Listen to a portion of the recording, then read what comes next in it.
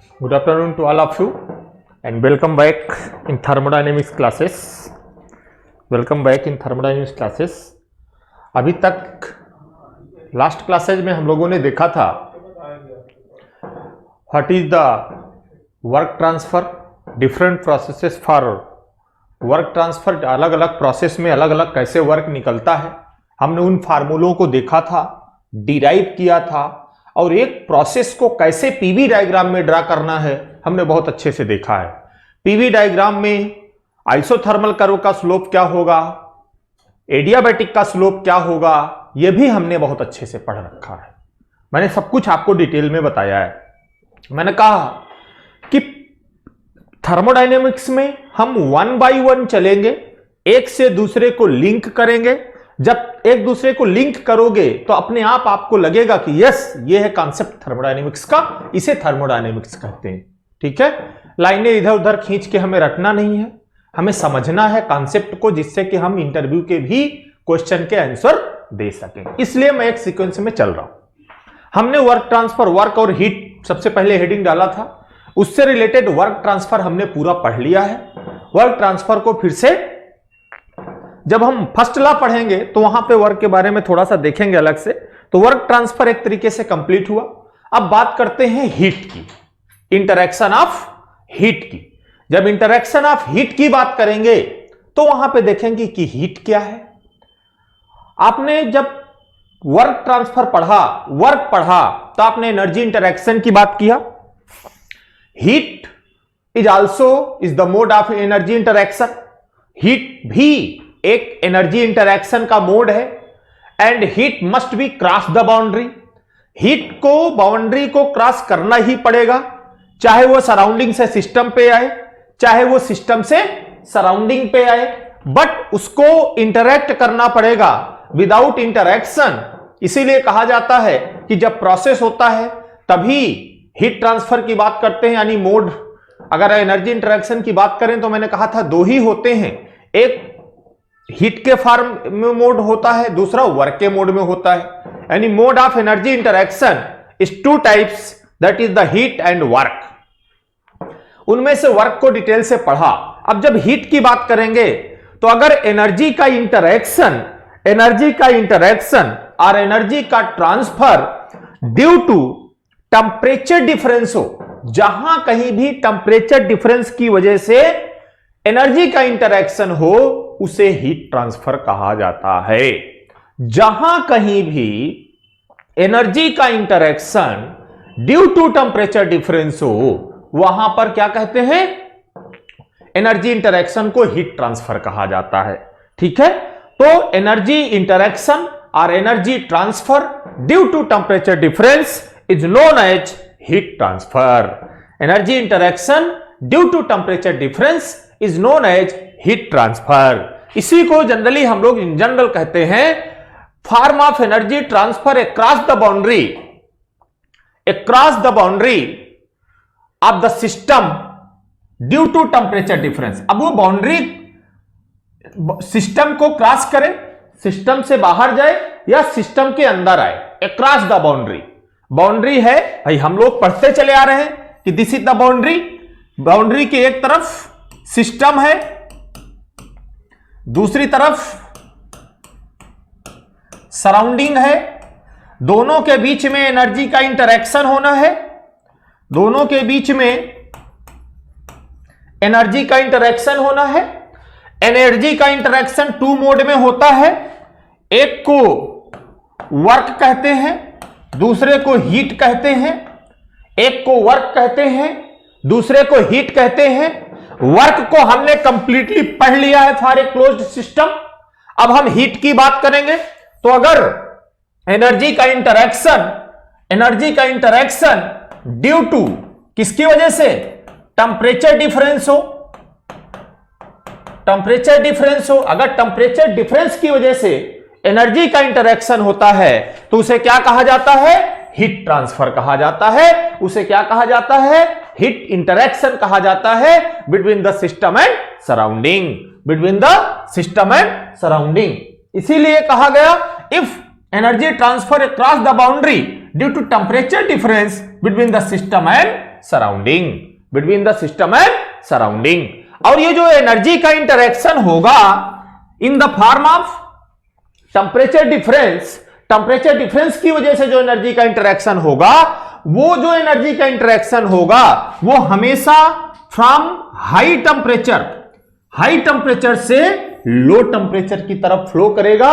कभी भी एनर्जी का interaction due to temperature difference low temperature से हाई टेम्परेचर की तरफ नहीं जाएगा जब तक कि उस पर कोई एक्सटर्नल फोर्स या एक्सटर्नल वर्क ना किया जाए। वो भी मैं आगे आऊंगा तो बताऊंगा कहां पे ऐसा होता है। तो इन जनरल एनर्जी इंटरेक्शन और energy transfer always due to temperature difference from high temperature to low temperature. High temperature से लो टेम्परेचर की तरफ एनर्जी का ट्रांसफर होता है जब भी, तो उसे कहते हैं heat transfer and it is due to temperature difference.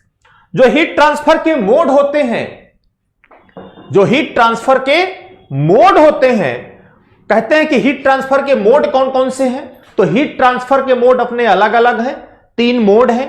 एक को कहा जाता है कंडक्शन, एक को कहा जाता है कन्वेक्शन और तीसरे को कहा जाता है रेडिएशन। यानी कंडक्शन, कन्वेक्शन, रेडिएशन। जब भी हीट ट्रांसफर के मोड की बात करेगा, आपको ये हीट ट्रांसफर सब्जेक्ट में डिटेल से पढ़ाए जाएंगे।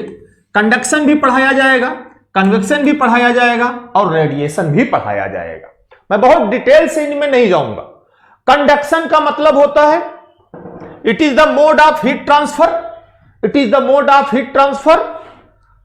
In the solid. Generally solids में भी होता है, जनरली ये सॉलिड में ही होता है, आप अपने लेवल में जान लीजिए सॉलिड में होता है, या ऐसी जगह पे हो जहां पर फ्लूइड फ्लो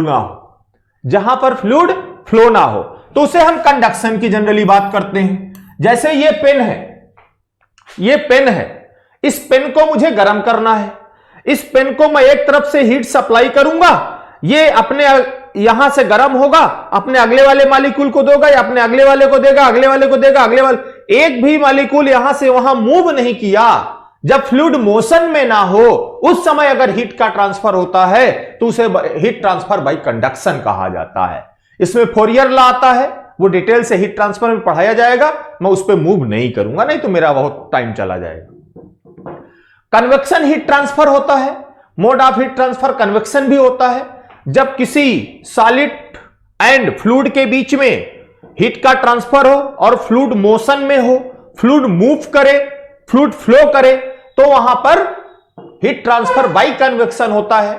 हीट कन्वेक्शन 2 तरीके का होता है, एक को नेचुरल कन्वेक्शन कहा जाता है और दूसरे को फोर्स कन्वेक्शन कहा जाता है। नेचुरल कन्वेक्शन का मतलब है जब fluid flow due to density difference हो, यानी उसकी डेंसिटी में डिफरेंस आए और वो फ्लूइड फ्लो करे। फोर्स कन्वेक्शन का मतलब फ्लूइड ऐसे फ्लो ना करे, उसमें कुछ फोर्स लगा दिया जाए, जैसे फैन लगा दिया जाए, ब्लोअर लगा दिया जाए, उसकी वजह से उसके फ्लूइड का सर्कुलेशन हो, एयर का सर्कुलेशन हो, तो एनर्जी का ट्रांसफर हो, हीट का ट्रांसफर हो, उसे फोर्स कन्वेक्शन कहा जाता है। रेडिएशन हीट ट्रांसफर आपने पढ़ा है। रेडिएशन क्या होता है? There is no need of any medium. इसमें किसी भी मीडियम की रिक्वायरमेंट नहीं होती है, आपको कोई जरूरत नहीं है रेडिएशन के थ्रू हीट का ट्रांसफर कराने के लिए। जैसे सनलाइट से हीट आती है, जब सनलाइट से हीट आती है तो कहते हैं निर्वात में चलता है, ठीक है, तो उसको किसी मीडियम की रिक्वायरमेंट नहीं है, ठीक है, तो आसानी से हीट ट्रांसफर वहां से हो जाता है, उसमें किसी मीडियम की रिक्वायरमेंट नहीं होती है, जैसे सन रेडिएशन होता है। तो जब किसी मीडियम की रिक्वायरमेंट ना हो, हीट ट्रांसफर हो, तो उसे रेडिएशन कहा जाता है। और डिटेल में इसके बारे में पढ़ेंगे, कहां पे कम वेवलेंथ, शॉर्टर वेवलेंथ होती हैं, कहां पे लॉन्गर वेवलेंथ होती हैं, आप पढ़ते हैं ना। आप देखिए प्रैक्टिकल एग्जांपल, आप कार से चलिए, गर्मी के दिनों में जाइए, किसी मॉल पे मूवी वूवी देखने जाना है, आप क्या करोगे, कार को कहीं धूप में खड़ी कर दो। कार को जब धूप में खड़ी करोगे तो उसके अंदर एनर्जी का ट्रांसफर होता है बाय रेडिएशन, और ग्लास सारे चढ़े हुए हैं, लेकिन आफ्टर सम टाइम जब आप आओगे तो जब शीशे को, ग्लास को खोलोगे तो उसके अंदर एकदम गर्मी ही गर्मी भरी होगी। क्यों? क्योंकि जो सनलाइट आती है वो शार्टर, जितना हाई टेम्परेचर होगा उतना कम वेवलेंथ का रेडिएशन होगा। जितना शार्टर वेवलेंथ का रेडिएशन होगा वो मोटी सी मोटी प्लेट को पार करके निकल जाता है। तो जो सनलाइट आता है वो मोटी सी मोटी प्लेट को पार करके उसके अंदर घुस जाता है। लेकिन जैसे वो अंदर आ गया वैसे वो अर्थ बाउंड सरफेस हो गया, और जब अर्थ बाउंड होगा, यहां से बाहर जाना होगा, तो वो अर्थ बाउंड वाला शार्टर वेवलेंथ नहीं, लॉन्गर वेवलेंथ का हो जाता है। जब वो लॉन्गर वेवलेंथ का हो जाता है तो वो पतली सी पतली प्लेट को भी नहीं पार कर पाता, इसलिए वो एनर्जी उस ग्लास से बाहर नहीं जा पाती है, वो एनर्जी उस ग्लास से बाहर नहीं जा पाती है, और इसीलिए गाड़ी अंदर गर्म बनी रहती है। कभी कभी देखिए, आप लोग कहते हो ना भूत बंगला है, कोई घर किसी शीशे का बना हो, उसमें खूब ग्लास ही ग्लास कायदे से लगे हों, और कुछ दिन बाद आप देखिए उसको खोला ना जाए, पर डे उसमें सनलाइट आएगी, सनलाइट शार्टर वेवलेंथ की होगी। जब सनलाइट शार्टर वेवलेंथ की होगी, ये घर है, इस घर में सनलाइट आई यहां से, शार्टर वेवलेंथ की है, इसकी शीशे के प्लेट को पार करके अंदर एनर्जी इकट्ठा हो रही है। लेकिन जो अंदर एनर्जी आ गई वो अर्थ बाउंड सरफेस हो गया, मतलब जमीन का सरफेस हो गया, इसकी वेवलेंथ ज्यादा हो गई, अब ये इससे बाहर नहीं निकल पा रहा है। तो रोज हमेशा सनलाइट आ रहा है, सनलाइट आ रहा है, और वो क्या कर रहा है, सनलाइट आ रहा है, इस पे जैसे ही सनलाइट आ रहा है धीरे धीरे धीरे धीरे एनर्जी इसके अंदर स्टोर हो रही है और अंदर से बाहर नहीं जा पा रही है। तो कुछ दिन बाद देखते हैं, 3-4 महीने बाद, 5 महीने बाद, इसके जो ग्लास लगे होते हैं, जो खिड़कियां लगी होती हैं, वो अपने आप चटक जाती हैं, फट जाती हैं, यानी बीच से ग्लास दरक जाता है। आप कहते हो इस घर में कोई भूत आ गया है। अरे भैया, वो भूत नहीं आया है, उसमें सनलाइट आई है, उसके अंदर एनर्जी स्टोर हो गई है। अब उस एनर्जी को बाहर जाने का रास्ता नहीं मिल रहा। जब रास्ता नहीं मिल रहा तो वो शीशे से लड़ती है, और जब तक शीशा लड़ पाता है तब तक तो ठीक है, जब शीशा सहन नहीं कर पाता, शीशा दरक जाता है, शीशा टूट जाता है। क्यों? क्योंकि उसमें से बाहर एनर्जी का ट्रांसफर नहीं हो पा रहा है। ये जो फिल्मों में भूत बंगले दिखाते हैं ना, वो यही है कि अपने आप शीशा फट गया, अपने आप शीशा क्रॉस हो गया, वो सनलाइट आई है, अंदर तो घुस गई, बाहर निकलने का रास्ता उसको नहीं मिल रहा। तो दिस इज द रेडिएशन। इस रेडिएशन की बात डिटेल से आप लोग हीट ट्रांसफर में करेंगे, हीट ट्रांसफर में आपको पढ़ाया जाएगा। ठीक है, इसको याद रखिएगा। ये मोड है, इनके बारे में भी बात नहीं करूंगा ज्यादा। जो मुझे यहां बातें करनी है वो अभी सिर्फ उसकी शुरुआत है, अभी हम वहां आए नहीं हैं। अब जो हम हीट सप्लाई करते हैं किसी भी मैटर को, वो 2 तरीके के हो सकते हैं। एक तो हम किसी को हीट दें तो उसका टेम्परेचर बढ़ जाए, दूसरा हम किसी को हीट दें उसका फेज चेंज हो जाए। भाई मान लीजिए मेरे पास कोई आइस है, ठीक है, या वाटर है, वाटर ही ले लीजिए आप, आइस भी मत लीजिए, वाटर है। वाटर का टेम्परेचर कुछ है, मुझे उस वाटर को स्टीम बनाना है। जब वाटर को स्टीम बनाना है तो वाटर को मुझे हीट करना पड़ेगा। जब मैं वाटर को हीट करूंगा तो उसका टेम्परेचर मान लीजिए पहले 10 डिग्री था, और हीट करते करते जब तक वो 100 नहीं होगा तब तक वो स्टीम में कन्वर्ट होना स्टार्ट नहीं होगा। तो मैंने पहले उस वाटर को 10 डिग्री सेंटीग्रेड में था, उसको 100 डिग्री सेंटीग्रेड में ले गया। अब इस 100 डिग्री सेंटीग्रेड के वाटर को 100 डिग्री सेंटीग्रेड के स्टीम में कन्वर्ट करना है। जब इस 100 डिग्री सेंटीग्रेड के वाटर को 100 डिग्री सेंटीग्रेड में कन्वर्ट करना है तो मुझे अब फिर से हीट इसे देनी पड़ेगी, और जब इस कंडीशन में मैं कन्वर्ट करूंगा तो टेम्परेचर तो कांस्टेंट ही रहेगा, 100 डिग्री सेंटीग्रेड रहेगा। यानी मेरे पास वाटर था 10 डिग्री सेंटीग्रेड का, 10 डिग्री सेंटीग्रेड के वाटर को मैंने कुछ हीट दिया, उसका टेम्परेचर पहुंचाने के लिए 100 डिग्री सेंटीग्रेड, 100 डिग्री सेंटीग्रेड। जब 100 डिग्री सेंटीग्रेड पे पहुंचाया तब उसका टेम्परेचर, यानी ये यहां पे मैंने कुछ हीट सप्लाई किया, दैट इज डेल्टा क्यू। जब 100 डिग्री सेंटीग्रेड पे आ गया फिर मैंने इसको हीट दिया। जब मैंने हीट दिया तो वो 100 डिग्री सेंटीग्रेड के वाटर को 100 डिग्री सेंटीग्रेड के स्टीम में कन्वर्ट कर रहा है। 100 डिग्री सेंटीग्रेड के स्टीम में कन्वर्ट कर रहा है। जब इसने 100 डिग्री सेंटीग्रेड की स्टीम में कन्वर्ट कर दिया, पूरा का पूरा इतना वाटर 100 डिग्री सेंटीग्रेड के स्टीम में कन्वर्ट हुआ। अब अगर फिर से मैं इसको हीट दूंगा तो ये 100 डिग्री सेंटीग्रेड के ऊपर जाएगा, मान लीजिए 300 डिग्री सेंटीग्रेड पे चला गया। इसका मतलब क्या हुआ, जब मैं हीट दे रहा हूं तो दो चीजें हो रही हैं।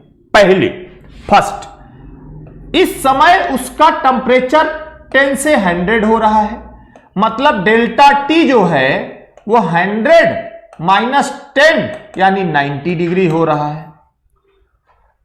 यानी ये वो फेज है, ये वो टाइम है जब उसका टेंपरेचर बढ़ रहा है, लेकिन वो वाटर है तो वाटर ही बना है, आइस है तो आइस ही बना है।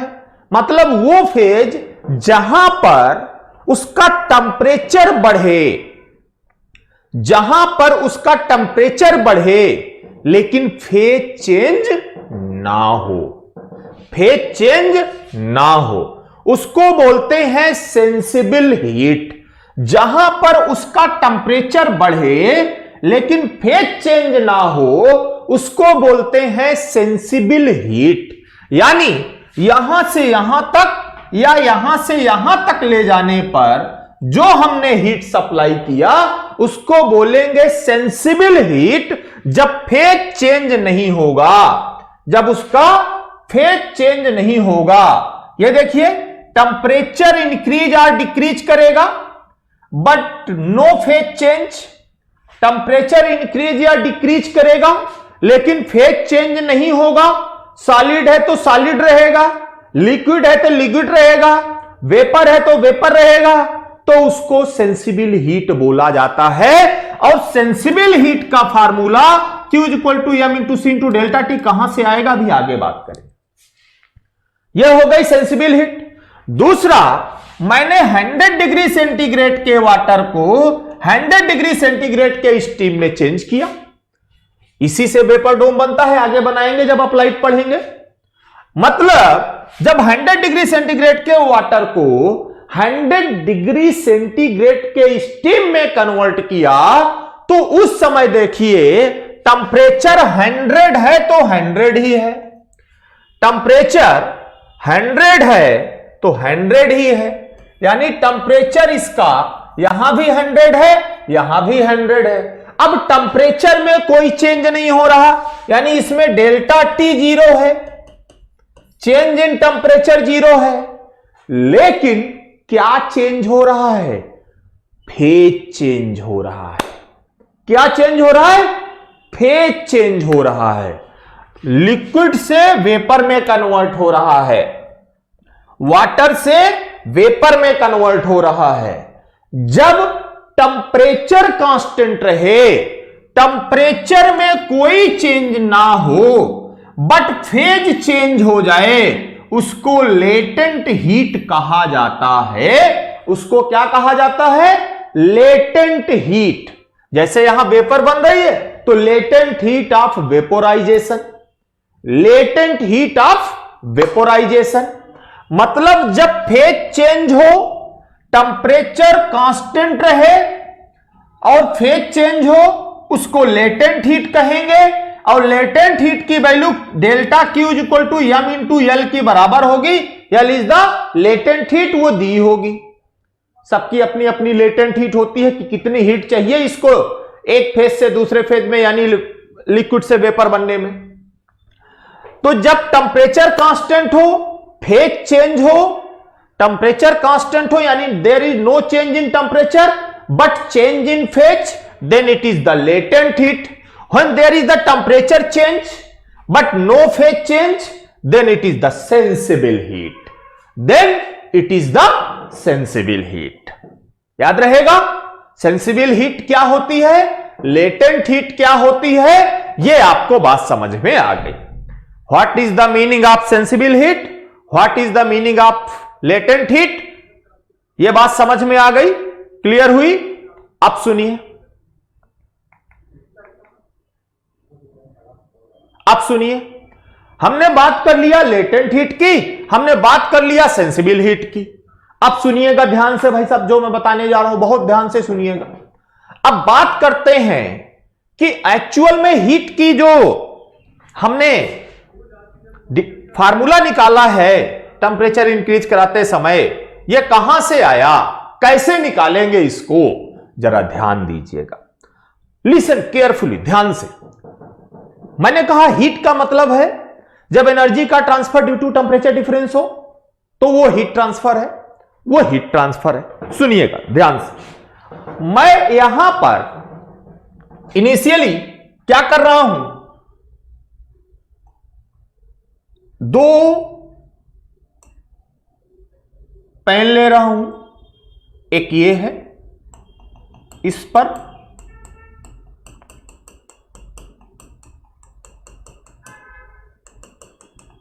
ठीक है, एक पेन ये ले लिया है मैंने, ठीक है, और इस पर ये जो इसमें कुछ भी मैटर भरा है उसका मास है m is equal to 5 kg।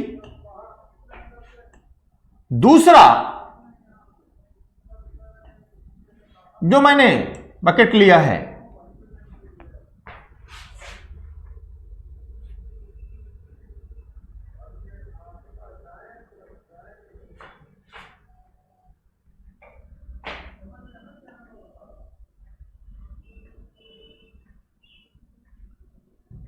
दूसरा जो बकेट लिया है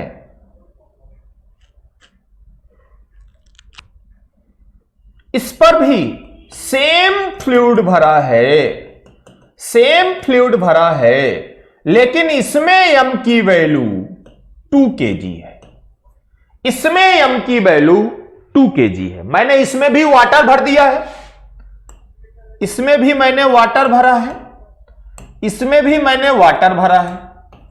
इसमें वाटर का जो मास है वो 5 kg है, इसमें वाटर का जो मास है वो 2 kg है, जो वाटर का मास है वो 2 kg है। इस वाटर का टेम्परेचर इनिशियल जो Ti है वो 30 डिग्री सेंटीग्रेड है, और इस वाटर का जो दूसरा वाला है, इस वाटर का जो इनिशियल टेम्परेचर Ti है वो भी 30 डिग्री सेंटीग्रेड है। दोनों का इनिशियल टेम्परेचर 30 डिग्री सेंटीग्रेड है, दोनों का इनिशियल टेम्परेचर 30 डिग्री सेंटीग्रेड है। इस वाटर का टेम्परेचर दोनों का, भाई इसका भी और इसका भी, दोनों का टी फाइनल, स्मॉल टी कर दीजिए, टी फाइनल मुझे 100 करना है,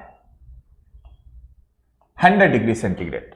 इनिशियल टेम्परेचर इसका भी 30 है, इसका भी 30 है, दोनों का इनिशियल टेम्परेचर 30 है, दोनों का फाइनल टेम्परेचर 100 डिग्री सेंटीग्रेड करना है। 90 मान लो, 100 मान लो, मतलब दोनों का सेम टेम्परेचर करना है। अब बताओ, दोनों का जो फर्स्ट टेम्परेचर है वो है 30 डिग्री, दोनों का जो फर्स्ट टेम्परेचर इनिशियल टेम्परेचर है वो है 30 डिग्री, दोनों का जो फाइनल टेम्परेचर है वो है 100 डिग्री, वो है 100 डिग्री। अब फाइनल टेम्परेचर 100 डिग्री बनाने के लिए मुझे इसको कुछ हीट देना पड़ेगा। मैंने इसको हीट सप्लाई किया, मैंने इसको हीट सप्लाई किया, कुछ हीट इसको देना स्टार्ट किया। जैसे ही मैंने इसको हीट देना स्टार्ट किया, इसका मास है 5 kg। भाई इस वाले में मैंने कितना मास लिया है? 5 kg। इस वाले का मास है 5 kg और इस वाले का मास है 2 kg। 5 kg वाले को हीट सप्लाई कर रहा हूं मैं, टेम्परेचर 30 से 100 पहुंचाना है, और दूसरे वाले का 2 kg है, इसको भी मैंने हीट सप्लाई किया और इसका भी टेम्परेचर 30 से 100 पहुंचाना है। अब बताइए, यानी दोनों का जो टेम्परेचर डिफरेंस है वो तो सेम है, लेकिन दोनों का मास क्या हो गया? अलग अलग हो गया। अब बताओ, इसको जब मुझे 100 डिग्री पहुंचाना है 5 kg वाले को, भाई आप अपने घर में आपके घर में 2 बर्नर का गैस चूल्हा रखा है, 2 बर्नर का गैस चूल्हा रखा है।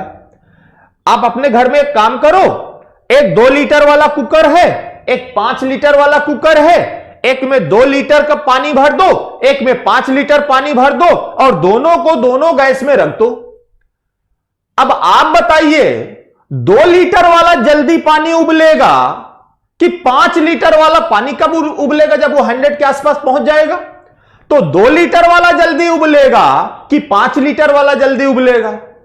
आप तुरंत कहोगे कि सर 2 लीटर वाला पानी जल्दी उबल जाएगा, 5 लीटर वाला देर से उबलेगा। क्यों? क्योंकि उसमें मास हमने 5 लीटर भरा है, उसमें मास 2 लीटर नहीं है। 2 लीटर वाले में कम मास है, तो कम देर गर्म करने पर, यानी कम देर हीट सप्लाई करने पर वो गर्म हो जाएगा।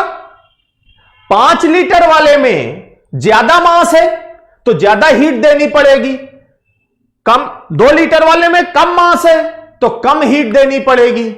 इसका मतलब हुआ कि अगर ये डेल्टा टी की वैल्यू, जो डेल्टा टी है वो दोनों का कांस्टेंट है यानी सेम है। डेल्टा टी तो दोनों का कांस्टेंट है यानी सेम है। डेल्टा टी को सेम रखने पर जो क्यू है वो डायरेक्टली प्रोपोर्शनल टू किसके होगा? जितना मास उतना हीट सप्लाई, जितना मास उतना हीट सप्लाई।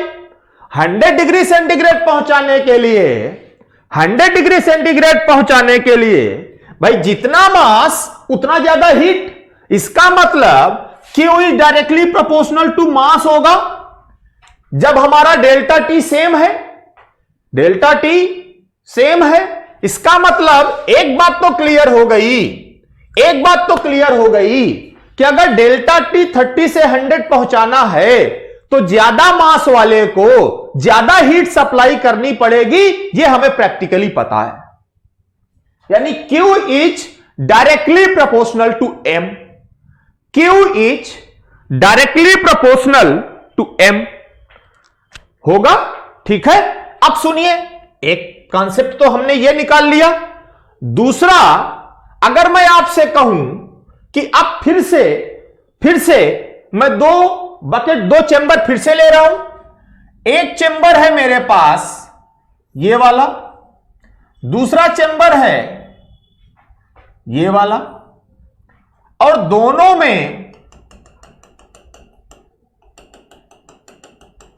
अब दोनों में क्या किया?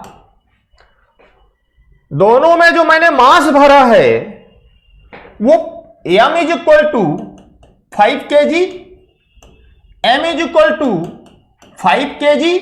दिस इज द कंडीशन 1 थी, ये कंडीशन 2 है। This is the 5 kg। इसका इनिशियल टेम्परेचर Ti 30 डिग्री है, इसका भी इनिशियल टेम्परेचर Ti 30 डिग्री है। इसको, इस वाले को हीट करके मुझे 70 डिग्री पे ले जाना है। इसका जो T फाइनल है वो 70 पे ले जाना है, इसका जो T फाइनल है वो मुझे 100 पे ले जाना है। भाई ये 5 kg है, ये 5 kg है, ये भी 5 kg है, इसका भी इनिशियल टेम्परेचर 30 है, इसका इनिशियल टेम्परेचर 30 है, लेकिन इस 5 kg को गर्म करके 30 डिग्री 70 डिग्री तक ले जाना है और इस 5 kg को गर्म करके 100 डिग्री सेंटीग्रेड तक ले जाना है। अब 100 डिग्री सेंटीग्रेड तक ले जाना है। अब बताइए मुझको कि अगर इसको 100 तक ले जाना है तो दोनों को, भाई टेम्परेचर बढ़ाना है तो हीट तो देना पड़ेगा। मैंने इसको हीट सप्लाई किया और इसको भी हीट सप्लाई किया, दोनों को हीट दे रहा हूं।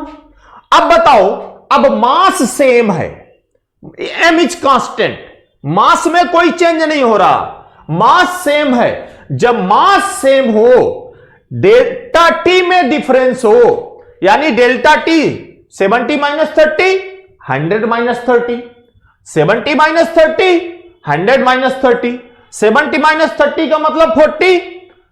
आप देख लो, और 100 माइनस 30 का मतलब, इसका मतलब हुआ कि अब इसका टेम्परेचर मुझे 100 तक ले जाना है 5 केजी का। 2 कुकर है मेरे पास, दोनों में मैंने 5 लीटर वाटर भर दिया है, ठीक है, दोनों को मैंने 5 लीटर वाटर भर दिया है। एक थोड़ा सा स्टीम बनना शुरू हो जाए तो मुझे निकाल लेना है, दूसरा जब तक बॉयल ना स्टार्ट हो जाए तब तक रखना है। तो बॉयल जिसको करना है उसको ज्यादा देर तक रखना पड़ेगा।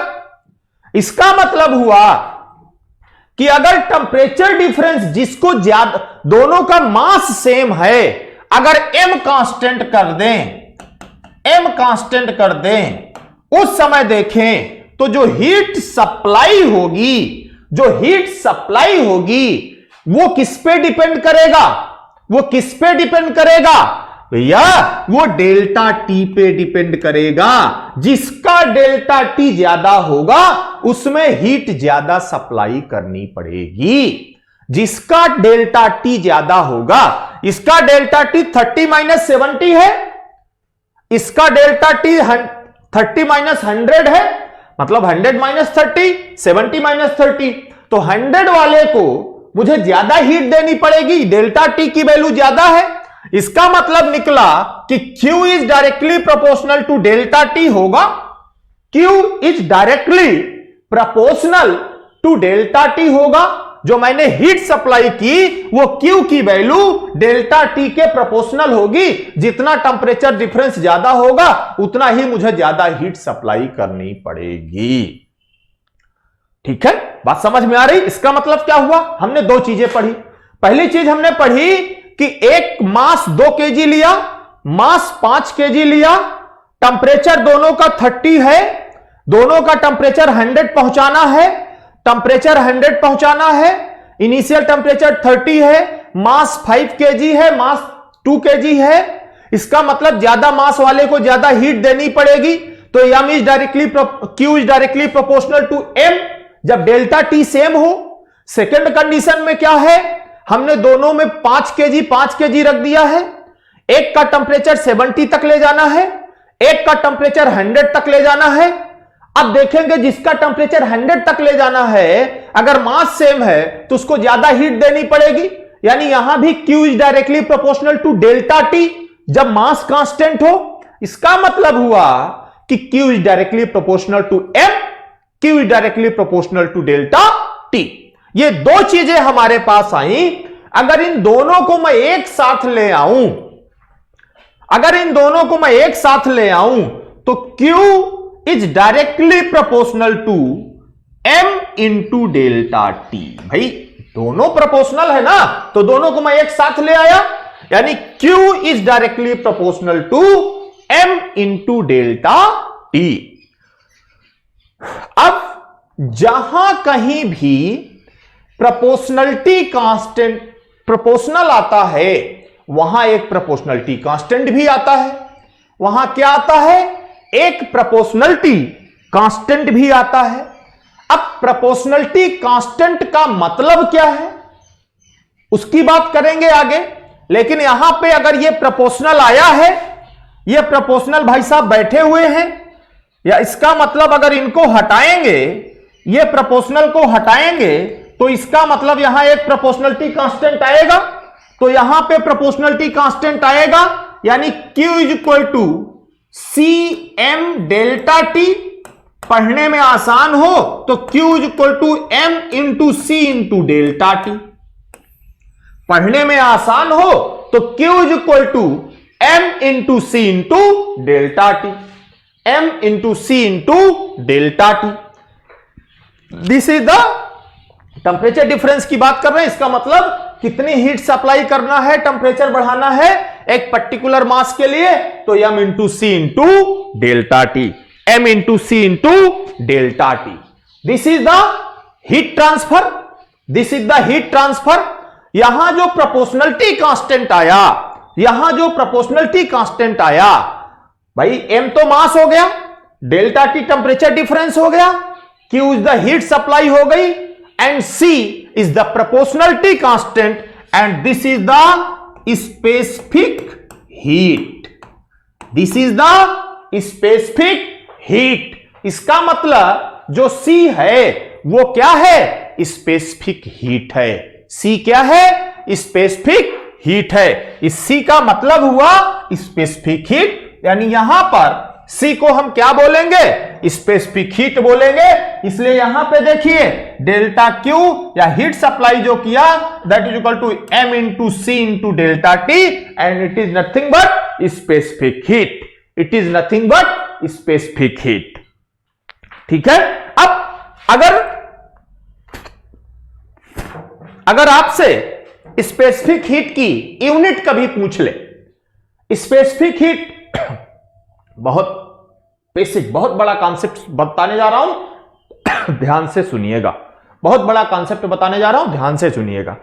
अब अगर मैं यहां से निकालूं तो C इज इक्वल टू बोल सकते हो Q upon M into delta T।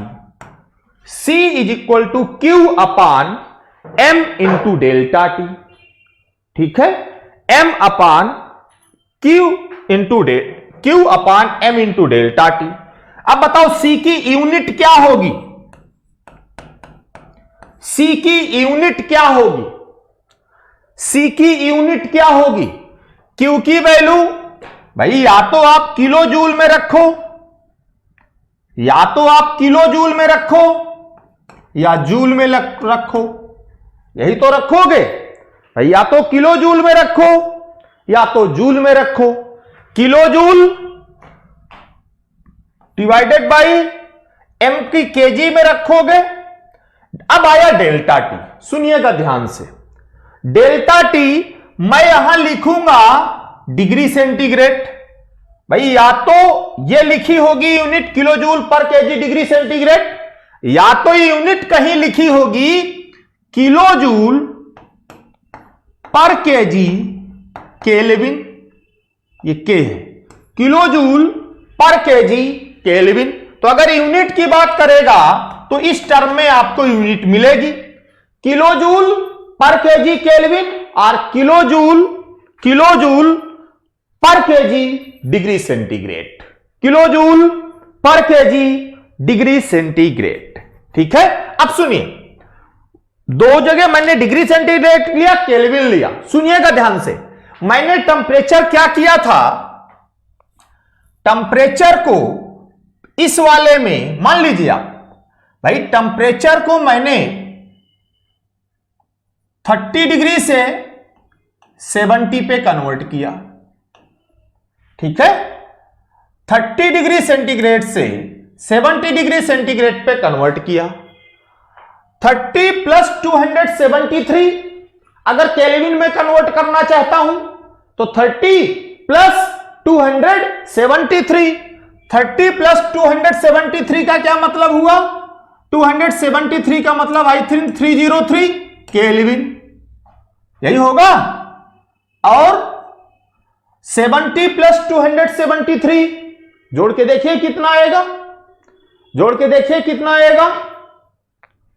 जब आप इनको देखोगे तो 70 माइनस 30 40 आएगा, और 303 273 प्लस 70 यानी 3 4 और 3 यानी 343 केल्विन। जब इन दोनों को माइनस करोगे 70 माइनस 30 तो 40 आएगा। जब केल्विन में चेंज करके 343 माइनस 303 करोगे तब भी 40 केल्विन ही आएगा।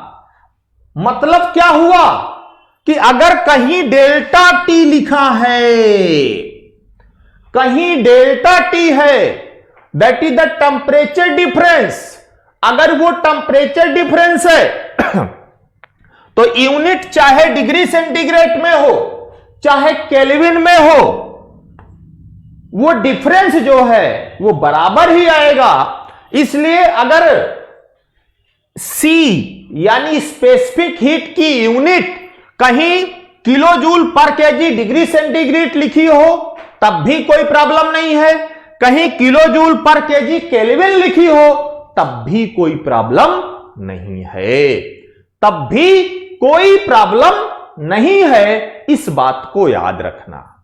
इस बात को मैंने ये बता के आपको बताने की कोशिश किया कि जो टेम्परेचर डिफरेंस है वो केल्विन में चेंज करने पर भी उतना ही आएगा, डिग्री सेंटीग्रेड में चेंज करने पर भी उतना ही आएगा, यानी जो टेम्परेचर डिफरेंस है उसमें कोई अंतर नहीं आएगा। इसलिए यूनिट चाहे डिग्री सेंटीग्रेड में हो चाहे केल्विन में हो, उससे कोई फर्क नहीं पड़ता है।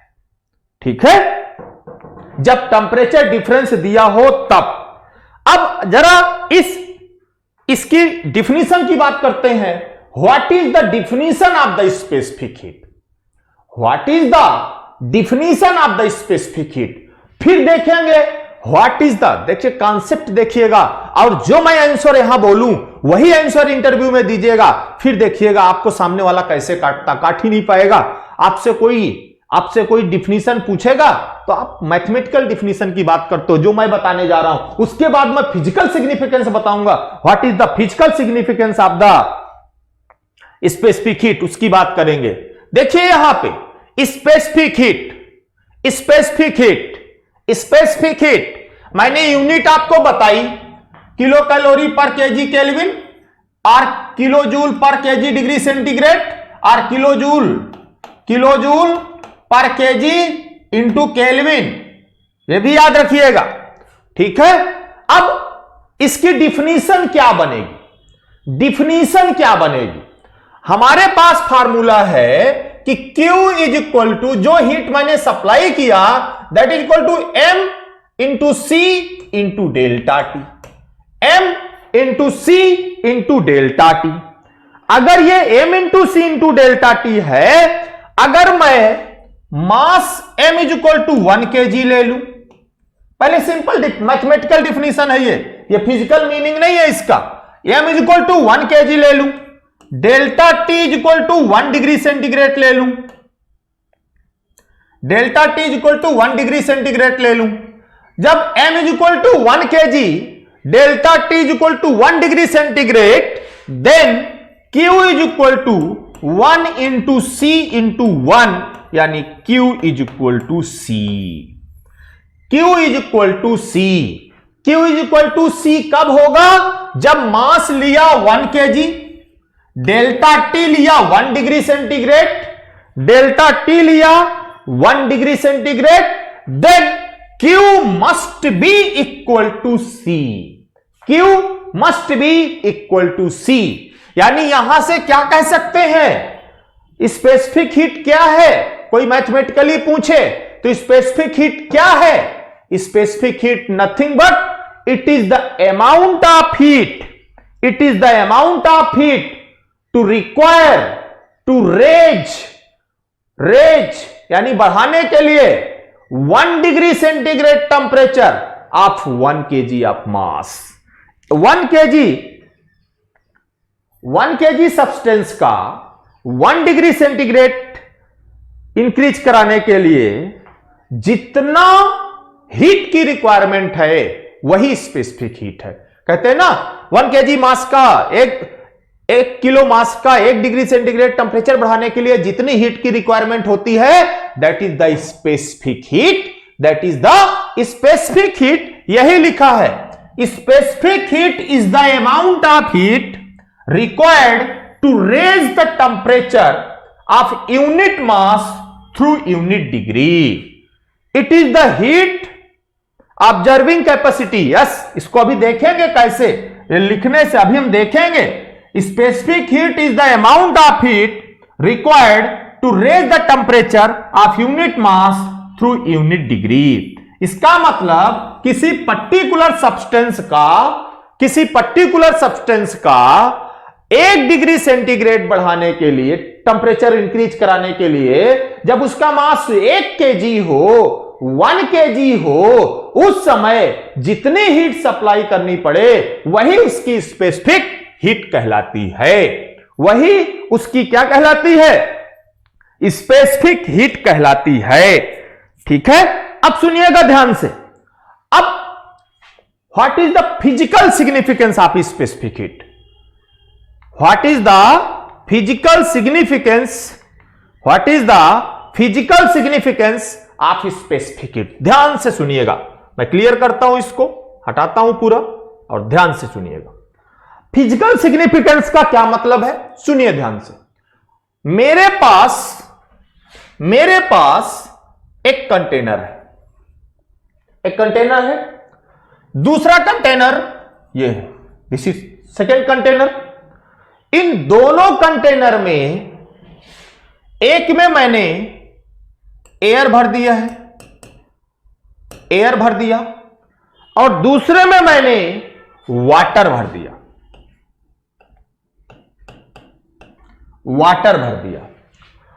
मास एयर का भी 1 kg है, मास वाटर का भी 1 kg है, मास एयर का भी 1 kg है, मास वाटर का भी 1 kg है। ठीक है, इसका इनिशियल टेंपरेचर 30 डिग्री है, इसका भी इनिशियल टेंपरेचर 30 डिग्री है, इसका फाइनल टेंपरेचर 31 करना है और इसका भी फाइनल टेंपरेचर 31 करना है। 30 दोनों का है, 31 करना है।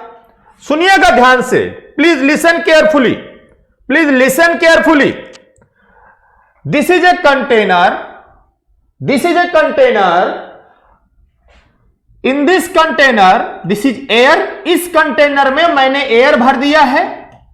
This is the second container, इसमें मैंने वाटर भर दिया है, इसमें भरा एयर, इसमें भरा वाटर।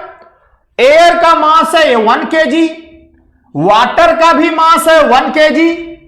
इस एयर का टेंपरेचर है 30 डिग्री, इस वाटर का भी टेंपरेचर है 30 डिग्री, इसका फाइनल टेंपरेचर 31, इसका भी फाइनल टेंपरेचर 31, इसका भी फाइनल टेंपरेचर 31।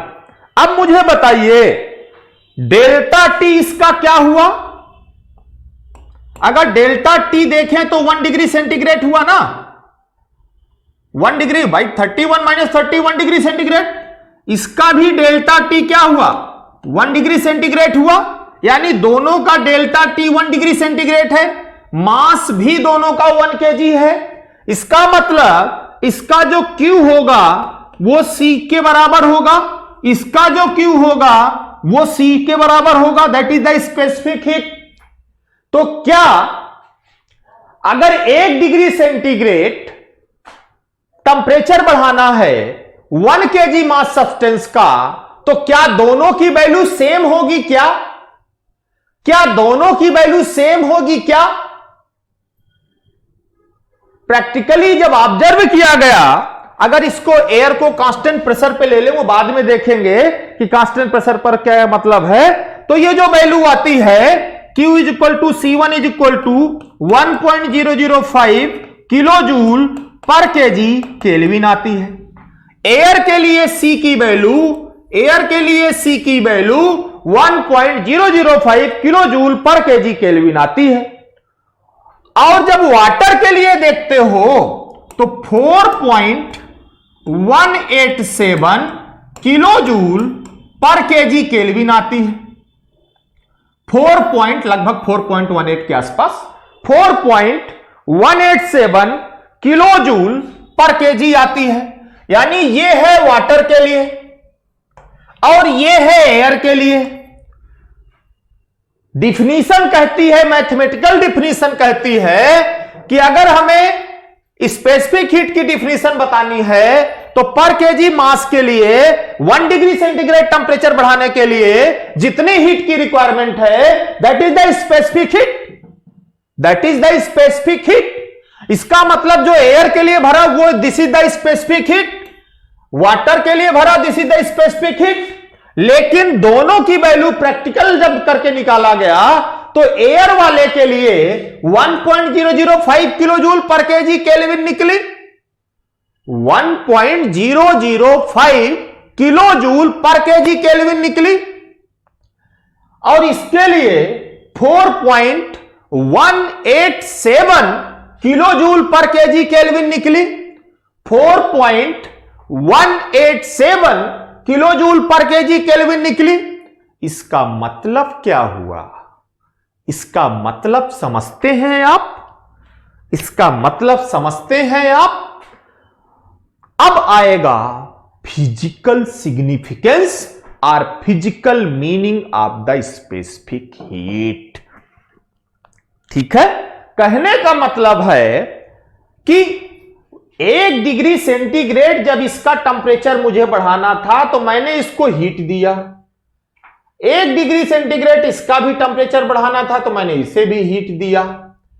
लेकिन इसको मुझे सिर्फ इतनी हीट देनी पड़ी तो टेम्परेचर 1 डिग्री बढ़ गया। इसको मुझे इतनी हीट देनी पड़ी, 4 गुना हीट देनी पड़ी, तब टेम्परेचर 1 डिग्री सेंटीग्रेड बढ़ा। तब इसका टेम्परेचर 1 डिग्री सेंटीग्रेड बढ़ा। इसका मतलब समझते हैं आप? इसका मतलब समझते हैं आप? इसका मतलब है कि ये जो भरा है वाटर, इसकी हीट ऑब्जर्व करने की कैपेसिटी ज्यादा है और इसकी हीट ऑब्जर्व करने की कैपेसिटी कम है। इसको हमने कम हीट दिया तो टेम्परेचर 1 डिग्री सेंटीग्रेड इतना देने पे ही बढ़ गया। इसको हमने ज्यादा हीट दिया तो इसका टेम्परेचर 1 डिग्री सेंटीग्रेड इतनी हीट दिया तब 1 डिग्री सेंटीग्रेड टेम्परेचर बढ़ा। तब 1 डिग्री सेंटीग्रेड टेम्परेचर बढ़ा। इसलिए हम कह सकते हैं कि स्पेसिफिक हीट क्या है? स्पेसिफिक हीट और कुछ नहीं है, किसी भी मटेरियल की हीट ऑब्जर्व करने की कैपेसिटी है। किसी भी मटेरियल की हीट ऑब्जर्व करने की कैपेसिटी है कि वो मटेरियल हीट को किस कैपेसिटी से ऑब्जर्व कर पा रहा है। This is the physical significance of specific heat. This is the physical significance of the specific heat. यहां पे थोड़ा सा ये लिखा हुआ है, मैं इसको बताऊंगा क्या मतलब है। कहने का मतलब है, अगर कोई इंटरव्यू में आपसे पूछे कभी कि what is the specific heat, तो एक सिंपल लाइन बोल दीजिएगा, specific heat nothing but it is a heat observing capacity of a substance. It is heat observing capacity of a substance. वो पूछेगा कैसे? एग्जाम्पल बताइए कि सर मैंने जब एयर लिया था, जब मैंने एयर लिया, एयर का 1 kg मास लिया, 30 डिग्री सेंटीग्रेड से 31 बढ़ाने के लिए डेल्टा टी 1 हुआ तो मुझे केवल इतनी हीट देनी पड़ी 1.005 kilo joule per kg kelvin. ठीक है, लेकिन जब मैंने वाटर लिया तो वाटर का 1 डिग्री सेंटीग्रेड टेम्परेचर बढ़ाने के लिए मुझे 4.187 किलो जूल पर केजी देनी पड़ी। इसका मतलब इसकी हीट ऑब्जर्विंग कैपेसिटी ज्यादा है, इसकी हीट ऑब्जर्विंग कैपेसिटी कम है। This is the heat observing capacity and that is known as specific heat of a substance. That is known as specific heat of a substance. तो specific heat actually represent the heat observing capacity of a substance. ठीक है, it is the heat, ये गलत लिखा है, heat observing होगा यहां पे ना, ऑब्जर्विंग, ऑब्जर्विंग नहीं, गलत लिखा है, इसको ऑब्जर्विंग पढ़िएगा। Heat observing capacity, heat observing capacity, ABSORING। ठीक है, heat observing capacity of a substance, heat observing capacity of a substance. कहने का मतलब वो कितनी हीट ऑब्जर्व कर सकता है। एक सिंपल सा वर्ड, कितनी हीट ऑब्जर्व कर सकता है, that is the specific heat. ठीक है,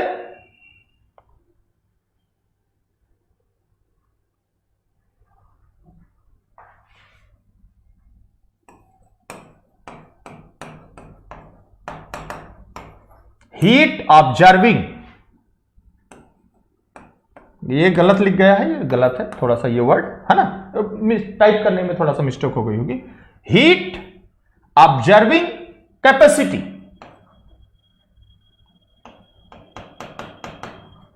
हीट ऑब्जर्विंग कैपेसिटी। ठीक है, हीट ऑब्जर्विंग कैपेसिटी। अगर कोई पूछे कि what is the specific heat, तो आप बोलेंगे it is nothing but heat observing capacity. It is nothing but heat observing capacity. पूरी डिफिनेशन बोलना है तो specific heat represents heat observing capacity of a substance. किसी भी सब्सटेंस की हीट ऑब्जर्विंग कैपेसिटी बताता है कि वो कितनी हीट ऑब्जर्व करने में कैपेबल है, कितनी हीट ऑब्जर्व करने पे कैपेबल है। भाई मैं ही हूं, मैं आपको पढ़ा रहा हूं तो कहते हैं ना इट्स योर ऑब्जर्विंग कैपेसिटी। भाई मेरे क्लास में मान लो 100 लड़का बैठ के पढ़ रहा है, किसी लड़के को वही थर्मो बहुत समझ में आ रही है, किसी लड़कों को वही थर्मो कम समझ में आ रही है। तो इट्स योर ऑब्जर्विंग कैपेसिटी, आप कितना ऑब्जर्व कर पा रहे हैं, आप कितना ऑब्जर्व कर पा रहे हैं। इसलिए specific heat nothing but heat observing capacity, specific heat nothing but heat observing capacity, याद रखिएगा इसको, ठीक है। It is most important thing, heat observing capacity, heat observing capacity, ठीक है। This is the physical meaning और physical significance of a specific heat. Specific heat की physical meaning क्या है वो ये बताता है। अब जरा स्पेसिफिक हीट पहले गैसेस के लिए पढ़ते हैं, फिर सॉलिड और लिक्विड के लिए देखेंगे। बहुत सिंपल सी चीजें हैं। फिर सॉलिड और लिक्विड के लिए specific heat of A gases, specific heat of gases, सुनिएगा ध्यान से। स्पेसिफिक हीट ऑफ गैसेस, जब आप स्पेसिफिक हीट ऑफ गैसेस की बात करते हैं, जब आप स्पेसिफिक हीट ऑफ गैसेस की बात करते हैं तो मैं आपको दो चीजें लेके बता रहा हूं। एक मान लीजिए कि ये एक चेंबर है, this is chamber 1, this is chamber 1,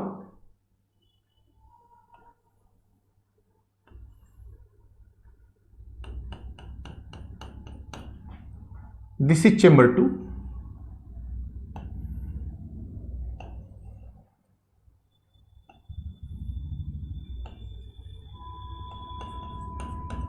this is chamber 2। मेरे पास दो चेंबर है यहां पे, मेरे पास दो चेंबर है यहां पे। दोनों चेंबर में मैंने कुछ फ्लूइड भरा है या गैस भरी है, कोई भी गैस है, यहां पे गैस भरा है, यहां पे भी गैस भरा है। यहां पे जो गैस है उसका मास m है, यहां पे जो गैस है उसका भी मास m है, ठीक है। इस गैस का टेंपरेचर Ti है, इस गैस का भी टेंपरेचर Ti है, दोनों का टेंपरेचर Ti है, ठीक है। और दोनों को फाइनल टेंपरेचर जो मुझे करना है, फाइनल टेंपरेचर जो मुझे करना है वो T फाइनल करना है, T final. Temperature same 1 degree centigrade बढ़ाना है। T फाइनल का मतलब भाई ये 30 है, इसको भी 31 करना है, ये 30 है, इसको भी 31 करना है। मान लीजिए 30 से 31 करना है, यानी डेल्टा टी की वैल्यू 1 डिग्री सेंटीग्रेड बढ़ानी है। मास इसका भी 1 kg है, मास इसका भी 1 kg है। यही 1 kg तभी तो स्पेसिफिक हीट निकालेंगे, 1 kg मान लिया हमने। अब इसको, अब क्या कह रहा है वो, दोनों में हमने गैस भरा है। दो चीजें लेते हैं। हमने क्या कहा कि ये जो पिस्टन है, इस पिस्टन को मैंने चलने से रोक दिया, स्टॉपर लगा दिया मैंने। ना ये पिस्टन ऊपर जा सकता है और ना तो ये पिस्टन नीचे चल सकता है, ना तो ये पिस्टन ऊपर जाएगा और ना तो ये पिस्टन नीचे जाएगा। जब ये पिस्टन ना ऊपर जाएगा ना नीचे जाएगा, इसका मतलब इसका वॉल्यूम फिक्स हो गया, इसका मतलब V इक्वल टू कांस्टेंट होगा। इस पर ये जो पिस्टन सिलेंडर अरेंजमेंट है, इस पर ऊपर से कुछ प्रेशर P लग रहा है, कुछ प्रेशर P लग रहा है, बट इसका पिस्टन, इसके प्रेशर को कांस्टेंट रखना है। इसके पिस्टन मूव कर सकता है, प्रेशर को नहीं चेंज होने देना है। इस पर V कांस्टेंट रख रहे हैं, इस पर P कांस्टेंट रख रहे हैं। दो सिस्टम मेरे पास हैं। जब ये दो सिस्टम मेरे पास हैं, इन दोनों को मैंने क्या किया, दोनों में मास 1 kg है, मास 1 kg है, दोनों में गैस भरी है। इनिशियल टेंपरेचर 30 है, इनिशियल टेंपरेचर 30 है, फाइनल टेंपरेचर 31 है, फाइनल टेंपरेचर 31 है। इसको मैंने हीट सप्लाई किया फाइनल टेंपरेचर 31 देने के लिए, इसको भी मैंने हीट सप्लाई किया फाइनल टेंपरेचर 31 देने के लिए। ध्यान से सुनिएगा, दोनों को मैंने हीट सप्लाई करने की कोशिश किया फाइनल टेंपरेचर 31 करने के लिए।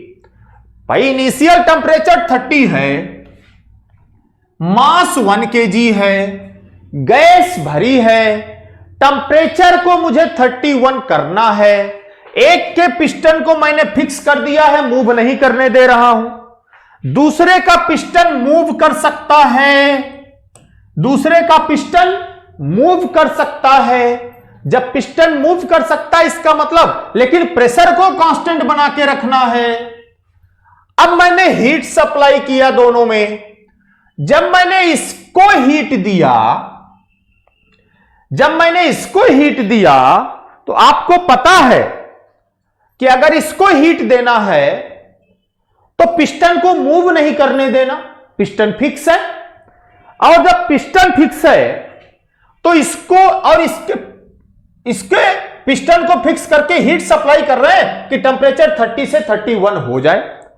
मान लीजिए कि मेरे पास जब इसका टेंपरेचर 31 डिग्री सेंटीग्रेड बढ़ाना है तो मैंने इसको कुछ हीट सप्लाई किया, और वो जो हीट सप्लाई किया वो हीट सप्लाई किया मैंने क्या 100 हीट मैंने इसे सप्लाई कर दिया। और जब 100 हीट सप्लाई किया, याद रखिएगा आगे प्रूफ आएगा बताऊंगा कि जो ये इंटरनल एनर्जी होती है आइडियल गैस की, वो फंक्शन ऑफ टेंपरेचर एलोन होती है, किसी और पे डिपेंड नहीं करती है। प्रूफ आएगा आगे बताऊंगा। अब मैं इसको हीट देना चाहता हूं, हीट दिया मैंने, लेकिन इसका पिस्टन मूव नहीं करेगा, और इसको इतनी हीट देनी है कि वो इसका टेंपरेचर 31 डिग्री सेंटीग्रेड बढ़ा दे।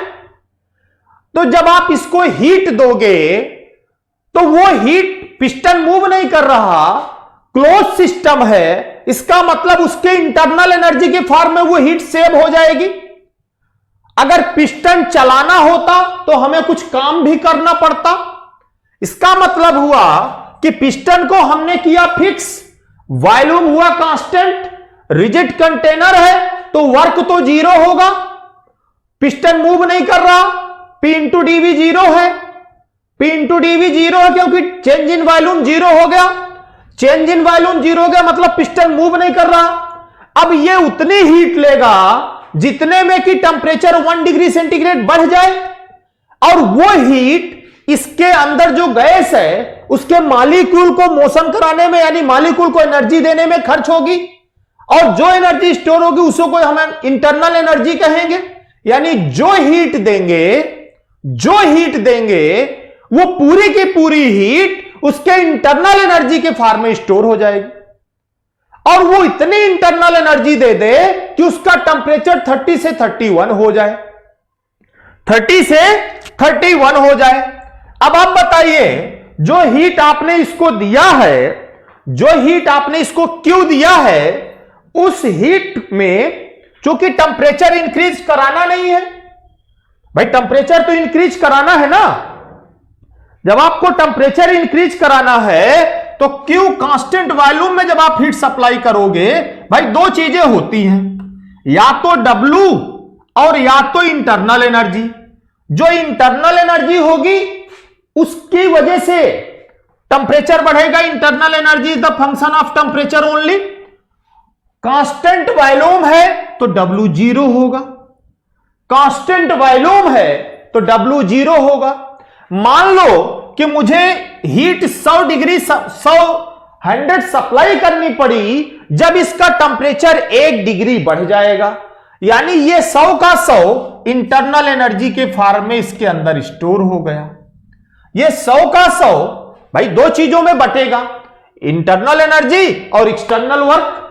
पिस्टन मूव नहीं कर रहा तो काम कुछ हो नहीं रहा, तो W 0 हुआ, यानी ये पूरी की पूरी हीट इस पे स्टोर हो गई इंटरनल एनर्जी के फॉर्म में। और जब मैंने 100 यूनिट हीट सप्लाई की तो टेंपरेचर 30 से 31 बढ़ गया, 30 से 31 बढ़ गया। बढ़ा, और अगर जब मैंने इसको हीट सप्लाई किया था Q100 तो वो 30 से 31 हो गया। अब अगर दूसरे वाले, ये तो हुई पहले वाले की कहानी, ये तो हुई पहले वाले की कहानी। अब जरा दूसरे वाले पे आओ। जो ये सेकंड कंटेनर है, भाई इसको मैंने 100 दिया था, अगर मैं इसको भी 100 ही दूं और कांस्टेंट प्रेशर पे देना है, कांस्टेंट प्रेशर पे देना है। जब मैंने इसको हीट दिया, जब मैंने इसको हीट दिया तो इसके अंदर के गैस के मॉलिक्यूल्स मोशन में आएंगे, प्रेशर बढ़ाने की कोशिश करेंगे, लेकिन प्रेशर को कांस्टेंट रखना है। जब प्रेशर को कांस्टेंट रखना है तो यह पिस्टन पे प्रेशर लगा के तुरंत ऊपर की तरफ मूव कराने की कोशिश करेंगे। यानी यहां पे जो टेम्परेचर इंक्रीज कराने की आप बात कर रहे हो, यहां पे जो टेम्परेचर इंक्रीज किया वो 100 की वजह से इंक्रीज किया, तब 1 डिग्री पहुंचा। यहां पे मान लो जो आपने हीट QP दिया था, अब पिस्टन फिक्स तो है नहीं, पिस्टन फिक्स तो है नहीं, तो भाई कुछ एनर्जी इसको मिलेगी, वो इंटरनल एनर्जी के फॉर्म में होगी। कुछ एनर्जी, अगर प्रेशर को कांस्टेंट रखना है तो जैसे ही हीट दोगे वैसे पिस्टन ऊपर की तरफ चलेगा, पिस्टन ऊपर की तरफ जाएगा, मतलब इसमें कुछ हमें वर्क करना पड़ेगा। डिस्प्लेसमेंट यानी P इंटू dV हुआ, मतलब कुछ वर्क करना पड़ेगा। अगर मैंने वर्क में एनर्जी खर्च कर दिया तो इसका मतलब 100 की 100 इसको U के फॉर्म में नहीं मिली। मान लीजिए 100 में से 70 U के फॉर्म में मिली, जो कि इंटरनल एनर्जी को इंक्रीज कराया, और 30 W में खर्च हो गया, 30 W में खर्च हो गया। अब बताओ, जो ये 70 मिला तो क्या इसका टेम्परेचर 30 से 31 होगा क्या? भाई 30 से 31 होने के लिए तो हमें 100 देना पड़ा ना, अदरवाइज 31 होगा ही नहीं, क्योंकि सब्सटेंस तो सेम है, हमने सेम गैस लिया है, सेम गैस लिया है। जब सेम गैस लिया है, यहां पे 100 दिया था, पिस्टन मूव नहीं कर रहा था तो और कहीं खर्च नहीं हुआ, तो पूरा का पूरा 100 इंटरनल एनर्जी को इंक्रीज कराया, और इंटरनल एनर्जी जब फंक्शन ऑफ टेम्परेचर, तो टेम्परेचर 30 से 31 हो गया, तो टेम्परेचर 30 से 31 हो गया। लेकिन इस केस में जब हमारा पिस्टन ऊपर मूव कर सकता है, क्योंकि ये कांस्टेंट प्रेशर है, तो पिस्टन को ऊपर चलाना पड़ेगा। भाई कांस्टेंट प्रेशर का मतलब इसके अंदर का प्रेशर कांस्टेंट रखना है। जब अंदर का प्रेशर कांस्टेंट रखना है तो हमें, अगर अंदर का प्रेशर कांस्टेंट रखना है तो जो एनर्जी दे रहे हो तो मॉलिक्यूल को मोशन करेंगे, तो पिस्टन को ऊपर करोगे, क्योंकि वॉल्यूम बढ़ाओगे तभी प्रेशर कांस्टेंट रहेगा, नहीं तो नहीं रहेगा। अब जब प्रेशर कांस्टेंट नहीं बच रहा है, प्रेशर को कांस्टेंट बनाना है, तो पिस्टन को ऊपर कराना है।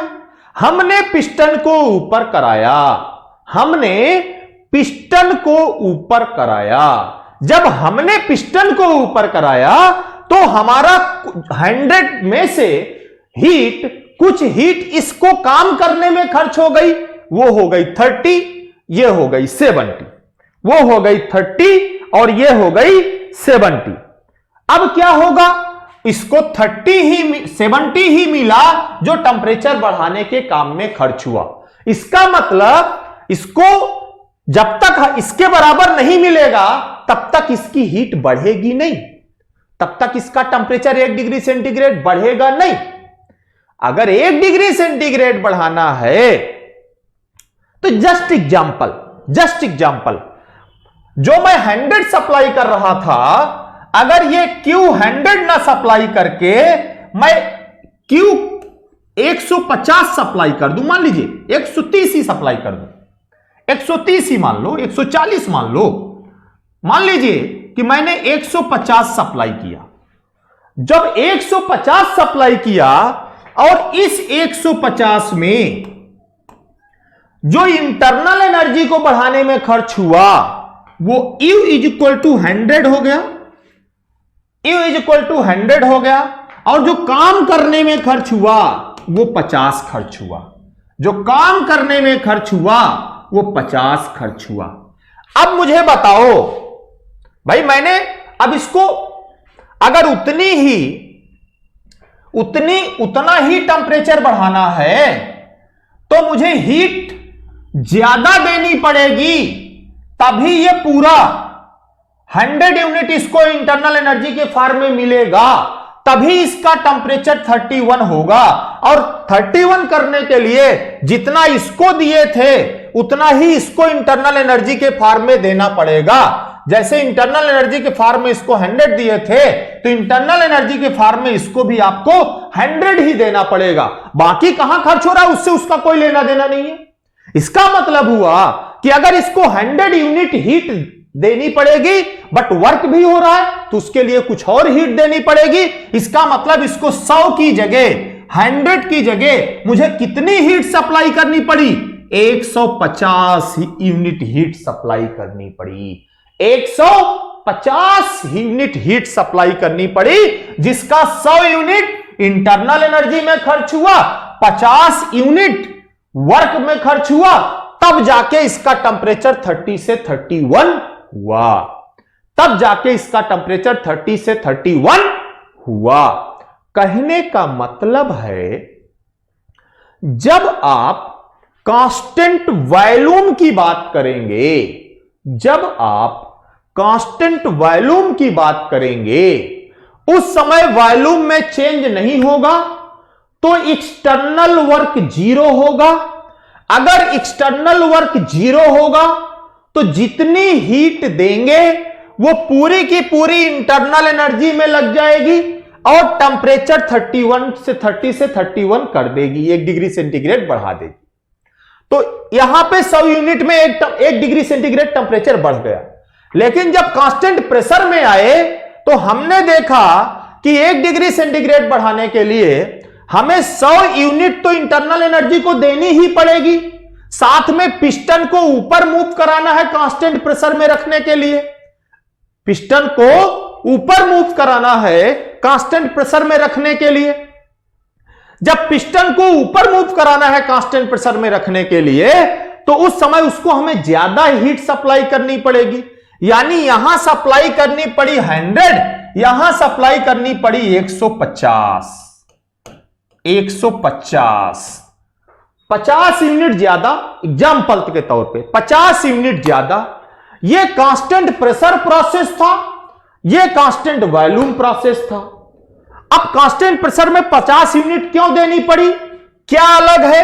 क्योंकि यहां W0 है और यहां कुछ W है, मतलब कांस्टेंट प्रेशर वाले में मुझे कुछ वर्क करना पड़ रहा है।